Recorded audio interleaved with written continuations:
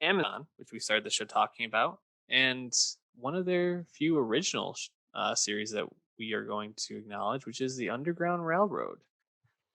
Um, based off of the novel by Colson Whitehead. You got Barry Jenkins creating and directing this, uh, which is just really exciting. Seeing Barry Jenkins coming to television and telling the story.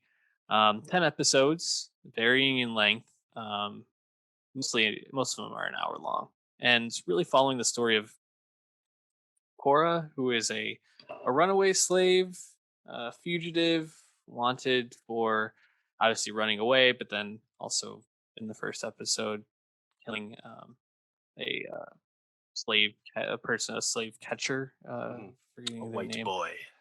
Yeah, and kind of the stories that come about from that, and it's surreal and a fantasy in some way. The Underground Railroad in this is actually a railroad and not just like a network of Mhm. people and houses. But um, really, it's really beautifully shot. This is there's all the Barry Jenkins signature stylings and touches. This show is pretty up and down for me, I'm gonna say. And not to say that it wasn't really quality, but I think similar to what we were saying about Master of None, there were just some times when the show dragged a little bit for me. And I felt like it could have been paced a little bit differently. But overall, I felt like the stories and the payoff and the moments Mhm. were just fantastic. And to see Barry Jenkins making television is just amazing viewing. What did you Right. think of it?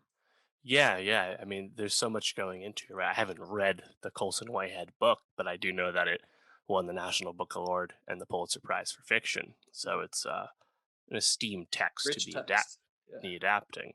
And then not only do you have Barry Jenkins making something for TV and Amazon, but you have him bringing back James Laxton as a cinematographer and Nicholas Bertel as his composers. Of course, they had both worked with him on his last two films, Moonlight and If Beale Street Could Talk. So you have all these like appealing pieces going in, right?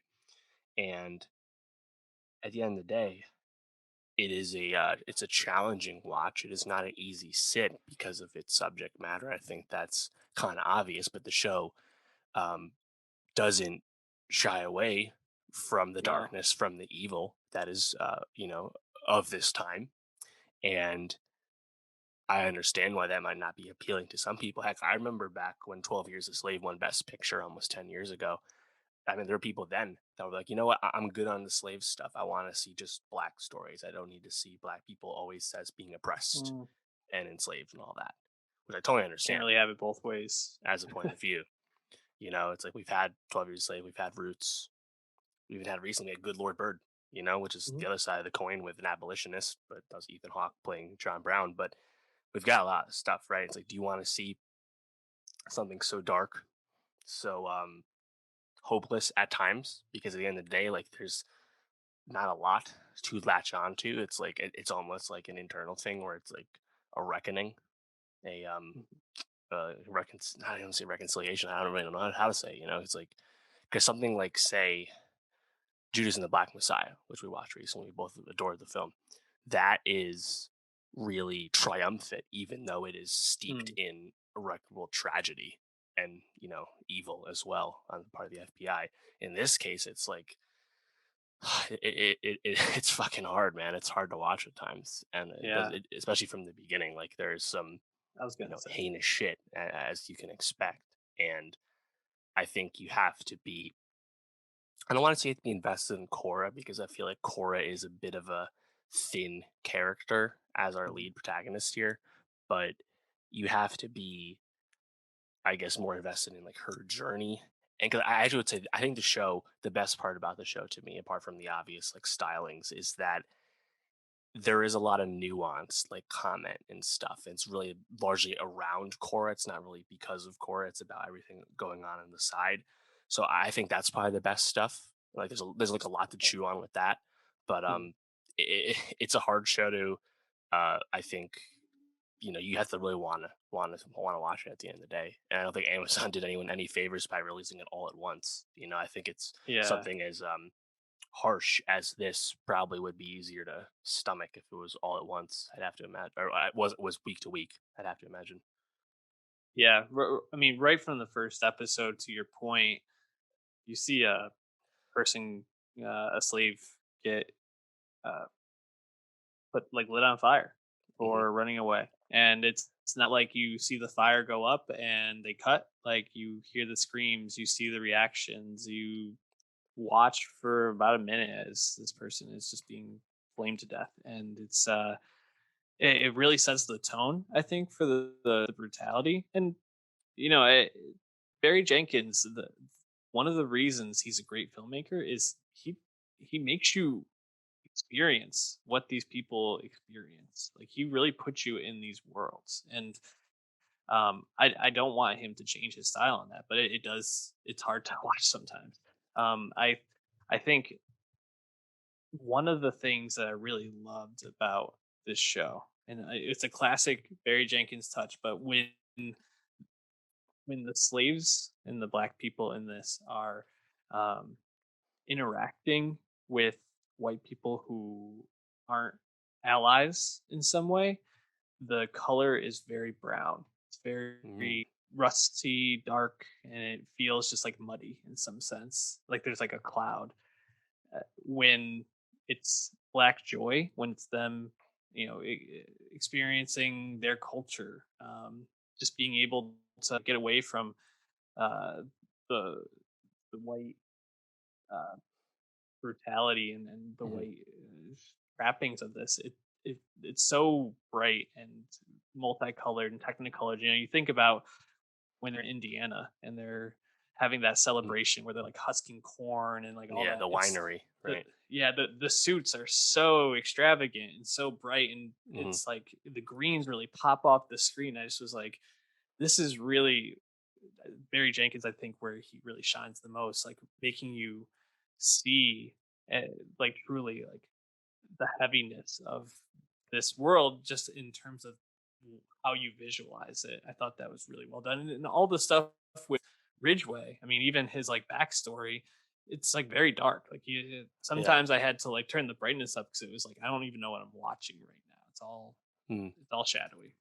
Yeah, I think another really intentional touch that carries throughout most of the episodes is that you get these kind of like sweeping like pans where it's a close up just on characters' faces and the Mm, characters are looking directly at the camera, and it's kind of surreal, right? Because it's like not like actually like in the action of like the episode you're watching, and like mhm, the way it's lit, as you said, is like very like humanistic, and then kind of also have these other moments where like there's bits and parts where it's like kind of like slow motion, right? Like the music kicks up, mhm, and like I remember in episode 9 in Indiana, like there's that like part where it's like very orchestral for like 5+ yep. minutes, and like those moments just like really really land.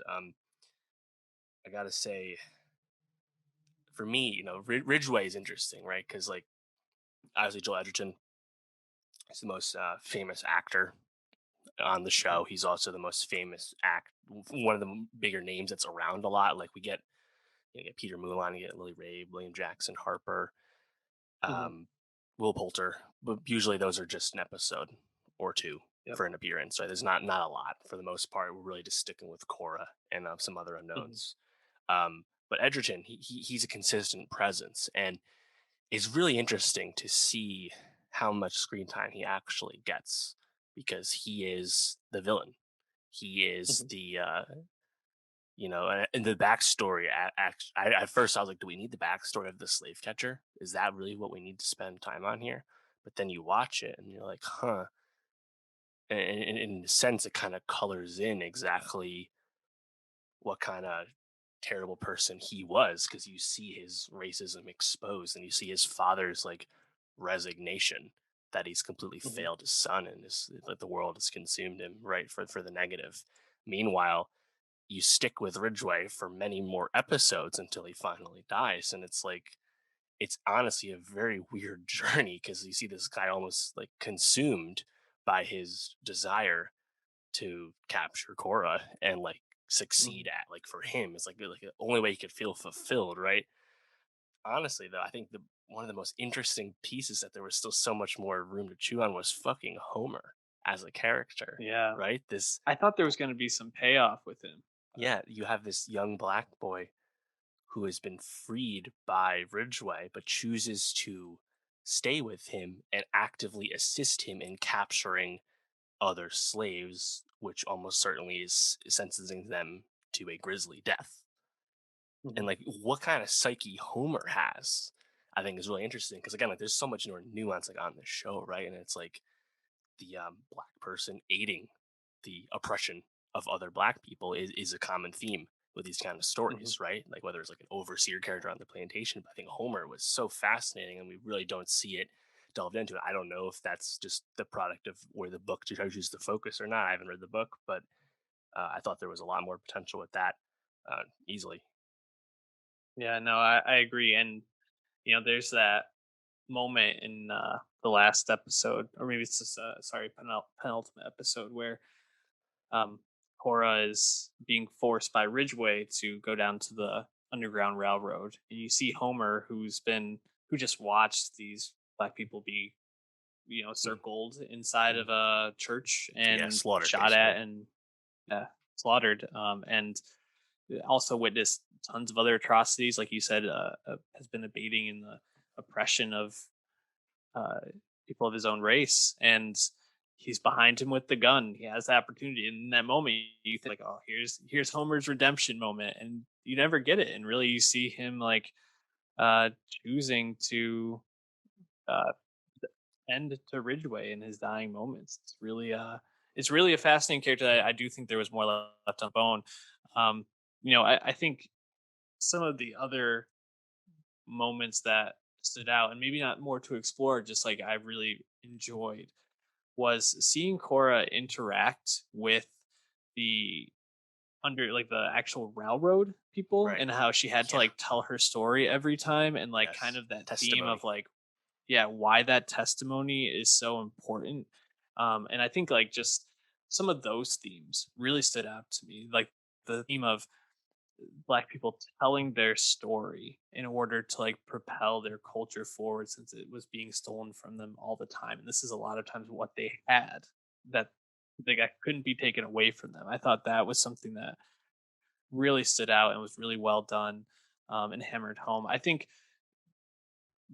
we kind of touched on this, but like the effect of trauma on these people, you see it with Cora, when especially when she's like being boarded by O'Shea Jackson there. Not O'Shea Jackson. I'm sorry. William Jackson Harper. Yeah, I was gonna say OJ We Jackson. That would have been yeah. cool. No, wait. When you see William Jackson Harper, like courting her, and she's like unable to like really like allow herself to be cared for and to like really like trust him because of Yeah. all the time she's had other people obviously Mhm. turn on her, give her up. It just is really well done in that sense, and it just really left me thinking about how much uh, the current cultural climate is impacted by these times, and people think like, oh well, that was so long ago. You hear a lot of times like people talk about, well, I didn't do this, like I wasn't part of that problem, I didn't Mhm. have slaves. It's like, well, but this is like the generational trauma effect, and I think Barry Jenkins gets that across pretty well, and hammers that home in the final episode when you kind of get the reveal of the mystery of Cora's mother, Yeah, that right. she Mabel. didn't actually escape. She died in that French, Mm. or not French, Swamp. Swamp Pond, whatever that was. Yeah, right. Yeah, I think another thing that stood out to me was once Cora is on her way to Indiana, and then she gets to Indiana. Like, there's kind of like a tonal shift for a bit, like the tension of like the chase versus the escape is Mm, largely paused. And as you said, William Jackson Harper's character Royal is like trying to get her to, ease up a little bit, and then eventually courting her. And we're learning more about mhm, this winery black community in Indiana.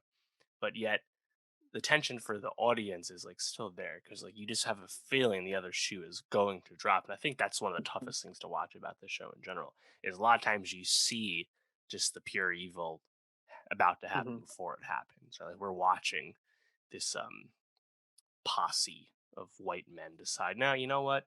There's too many independent black people here. We're just gonna murder all of them. Like you see it happening before it actually Yeah. happens, right? Just like that once the Cora's plantation owner dies and the much more deranged, sadistic brother's going to take over, things are going to change for the worse well before it actually happens. And then, of course, we literally see a guy get whipped to death nearly, and then literally burned alive. Right? Like you see all this Yep. stuff on like the periphery, and then it actually like comes full force. And as you said, we do not cut away.